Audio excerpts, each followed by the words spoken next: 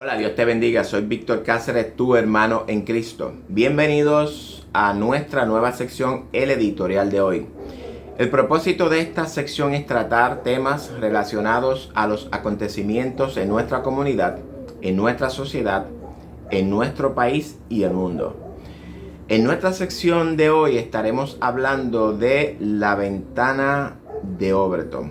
La ventana de Overton, preguntará usted. ¿Qué es la ventana de Overton? La ventana de Overton es una teoría de cómo legalizar cualquier cosa. En otras palabras, cómo implantar en nuestras conciencias con una escalofriante exactitud algo que antes percibíamos una idea descabellada y absurda a que ahora la aceptemos como algo normal. Es decir, transformar lo imposible a lo posible. Lavarnos el cerebro. Esta ventana de Overton puede valorarse como una de las más perfectas herramientas del nuevo orden mundial en la consecución de su proyecto de un gobierno mundial. Ahora bien, esta teoría no es nueva. Podríamos comenzar con Nabucodonosor, emperador de Babilonia, quien conquistó el mundo de su época. Los medo-persas, el imperio griego bajo Alejandro Magno. ¿Sabía usted que el propósito de Alejandro era implantar en las conciencias de todos sus territorios conquistados su cultura, su religión pagana y su idioma, entre otras cosas? Logró implantar muchas cosas, pero afortunadamente murió a los 33 años. También podemos hablar del Imperio Romano, quien con su poderoso ejército sometió al mundo antiguo. La Inquisición Católica Romana, quien por una bula papal o edicto papal iban por todo el mundo sometiendo a la fuerza a todos aquellos cristianos reformadores que no aceptaron sus doctrinas paganas. No tan solo a los cristianos, sino también que se autodenominó soberano sobre todas las iglesias del mundo y sobre los 10 reinos en los cuales quedó dividido el Imperio Romano Occidental para allá en el año 476 aproximadamente. Si no hubiese sido por Napoleón Bonaparte en el 1798, quien invadió a Roma y le dio la herida mortal a la bestia, destituyó al papado de su poder político y lo despojó de su reinado y lo exilió en Francia hasta su muerte. Y con esto termina el imperio papal o la iglesia imperial. Ahora bien, esta teoría que hoy conocemos funciona de una manera sistematizada. ¿Quién sistematizó esta teoría? Joseph P. Overton. Este individuo teórico político fue el que sistematizó esta espeluznante idea. Murió en el 2003. Sistematizar significa darle una secuencia planificada de acciones cuyo último fin es lograr un resultado deseado, que por lo general es un cambio de paradigma psicológico o de creencias. ¿Con qué propósito? Menoscabar nuestros fundamentos de la ley natural o del fundamento cristiano, nuestros valores y nuestros principios. Esa teoría es la que gobierna las mentes de todo el pueblo ahora mismo. Esta teoría está sistematizada en 4 etapas. La primera etapa, de lo impensable a lo radical. Un ejemplo que vamos a usar es el del canibalismo. Algo que para nosotros aquí en Puerto Rico es aparentemente absurdo o impensable. O tal vez no. Vamos a tratar un caso real. Armin Meiwes, el caníbal alemán de Rutenburgo, en el 2001 comenzó a publicitar el tema, sentando un precedente que la prensa amarilla, es decir, un periodismo escandaloso y exagerado, que con morbosa miseria instrumentalizó a su antojo. Vamos a ver cómo este precedente empezó a tomar parte en las conciencias de la gente. Entonces vemos que lo impensable pasó a ser pensable y por ende fue considerado en el espectro de lo posible. Pero ¿quién venía sentando las bases para esta idea espeluznante? Nada más y nada menos que la cinematografía. El italiano Ruggero Deodato, para el año 1980, ya había creado una película llamada Cannibal Holocaust, la cual tuve la oportunidad de verla en esa época. ¿Qué pasa entonces? Que las personas que escuchan esta idea del canibalismo y han visto esta película, ya no les resulta tan absurdo ni tan imposible. Porque ya la película sembró la idea en sus conciencias. Hollywood es el centro de todo lo que los grandes y poderosos quieren implantar en nuestras conciencias. Lo mismo han hecho con el aborto, la eutanasia, la prostitución, el homosexualismo, lesbianismo, el crimen, los asesinatos espectaculares que vemos, los asaltos, los genocidios. El Papa Francisco también está usando esta misma teoría para implantar su política en las conciencias de los hombres. Lo mismo nuestro presidente Donald Trump. La idea de esta teoría dice que si un político o un líder quiere ganar votantes o no ser castigado por ellos, es si su política permanecía en el interior de una ventana que solo apuntaba a lo que la sociedad estaba dispuesta a tolerar en ese momento. Sin embargo, los líderes más hábiles, como el Papa Francisco, son capaces de forzar los límites de la ventana para introducir en ella asuntos ubicados fuera del marco, considerados inaceptables por la opinión pública, para que, una vez dentro del debate, sean percibidas como tolerables. Por ejemplo, la política del anticristo. Podemos ver entonces que en esta primera etapa lo impensable empieza a discutirse. Vamos a entrar en la etapa 2, de lo radical a lo aceptable.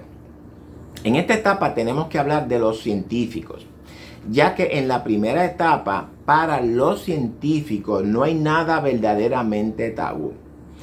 Estos argumentan que uno no puede negarse a tener conocimiento sobre el canibalismo, ya que si alguna persona se niega a hablar de ello, será considerada un hipócrita intolerante.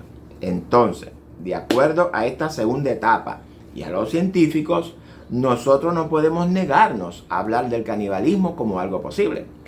Pero tampoco podemos negarnos a hablar de ¿qué? Del homosexualismo, del lesbianismo, de la eutanasia, del aborto, del asesinato, del robar, del matar, del paganismo, del matrimonio del mismo sexo, del ateísmo y de todo aquello que viola nuestros principios y valores. Porque la etapa 1 ya nos viene cauterizando nuestras mentes, nuestras conciencias y nuestras creencias. En esta etapa 2, ya lo que nosotros creíamos absurdo, impensable, tabú, ahora ya viene a discutirse como posible. En la etapa 1, la Iglesia Católica creía que el homosexualismo era pecado y que el matrimonio entre un hombre y una mujer era una institución divina. Pero ahora el Papa Francisco ha cambiado su estrategia. Ahora dice: ¿quién soy yo para juzgar? Dios nos ama a todos. Antes el Papa era infalible, pero ahora Francisco dice que no es infalible. ¿Por qué? Porque quiere ganar adeptos. Pero si se considera infalible, el público de hoy no tolera la infalibilidad. ¿Se dan cuenta por dónde vamos caminando? Vamos caminando hacia el nuevo orden mundial, el gobierno del anticristo. Dice el libro de Daniel que el anticristo hablará palabras contra el Altísimo y a los santos del Altísimo quebrantará y pensará cambiar los tiempos y la ley. La pregunta es, ¿lo que el Papa hace no es cambiar los tiempos y la ley? El que tiene oído, oiga. Nos llaman intolerantes porque no aceptamos el canibalismo. Y estos líderes, para condenar la intolerancia, crean un eufemismo o sustitución de palabra para el propio fenómeno, para disociar la esencia de la cuestión de su denominación, para separar la palabra canibalismo de su significado. Ahora el canibalismo se convierte en antropofilia. Hemos cambiado la palabra sexo por género. En esta etapa 2 se ha creado un precedente de referencia, ya sea histórico, mitológico o simplemente inventado. El problema con esto es que está a punto de entrar a la etapa de legitimación. Tanto el canibalismo como el homosexualismo, lesbianismo, cambio de ley de los tiempos, en esta etapa están a punto de convertirse en ley. Vamos a entrar a la etapa 3, de lo aceptable a lo sensato. En esta etapa es importante promover ideas como el deseo de comer carne está genéticamente justificado. El ser humano tiene la libertad de hacer lo que le plazca. Hago con mi cuerpo lo que quiero. La eutanasia es una buena opción para aquietarle el sufrimiento a nuestros seres queridos. Creo que todos tenemos el derecho de vivir la vida como queramos. La prostitución es como un empleo cualquiera. Es decir, que si usted se opone a este tipo de pensamientos, entonces usted se convierte en enemigo radical, psicópata enloquecido. Porque sus valores y sus principios lo llevan a oponerse a todo lo que los pueda violar. En esta etapa entran las campañas televisivas, periodistas, conferencias, con el propósito de demostrarle al mundo que durante la historia de la humanidad siempre hubo ocasiones en que las personas se comían unas a otras. ¿Es esto cierto? Sí, es cierto, pero no es lo normal. En la historia vemos a Sodoma y Gomorra, una ciudad gobernada por el homosexualismo, el paganismo, la idolatría. Vemos la historia en los tiempos de Noé, la rebeldía del hombre, su alejamiento de Dios, su altivez, su orgullo. Todos quisieron vivir la vida loca, vivir como les diera la gana. Consecuencias, los justos juicios de Dios. Terminaron con ello. Vamos a la etapa 4, de lo sensato a lo popular. En esta etapa, los medios de comunicación, con el apoyo de personas reconocidas y políticos, ya hablan abiertamente de la antropofilia o canibalismo. Ya vemos su promoción en las películas, en las series, en las canciones, en los videos. Comienza también a hacerse referencia a personajes históricos que practicaban la antropofilia. En esta etapa ya el matrimonio homosexual es aceptable, el lesbianismo, la prostitución, la corrupción, el homosexualismo, la fornicación, el sexo libre, el adulterio, el nudismo, la pedofilia, el aborto, la eutanasia y todo aquello que hace un tiempo lo veíamos como algo imposible, impensable y absurdo que pudiera ocurrir, hoy es una realidad en nuestra sociedad gracias a la sistematización de la ventana de Overton. Hoy el escenario del anticristo es una realidad en el mundo. Muy pronto entraremos en las escenas reales del anticristo. Jesús dijo en Apocalipsis 22:11, el que es injusto, sea injusto todavía. El que es inmundo, sea inmundo todavía. El que es justo, practique la justicia todavía. Y el que es santo, santifíquese todavía. En la etapa 4 ya no podemos hacer algo. Ya salió del control de nuestras manos. Pero tú todavía estás a tiempo de cambiar tu vida. Esta información es ¿para qué? Para que recapacitemos, reaccionemos y nos arrepintamos de nuestros pecados y busquemos a Dios mientras puede ser hallado. Para luego ya es muy tarde. ¿Está el mundo preparado para enfrentar el anticristo? ¿Hallará fe Jesús en la tierra cuando vuelva?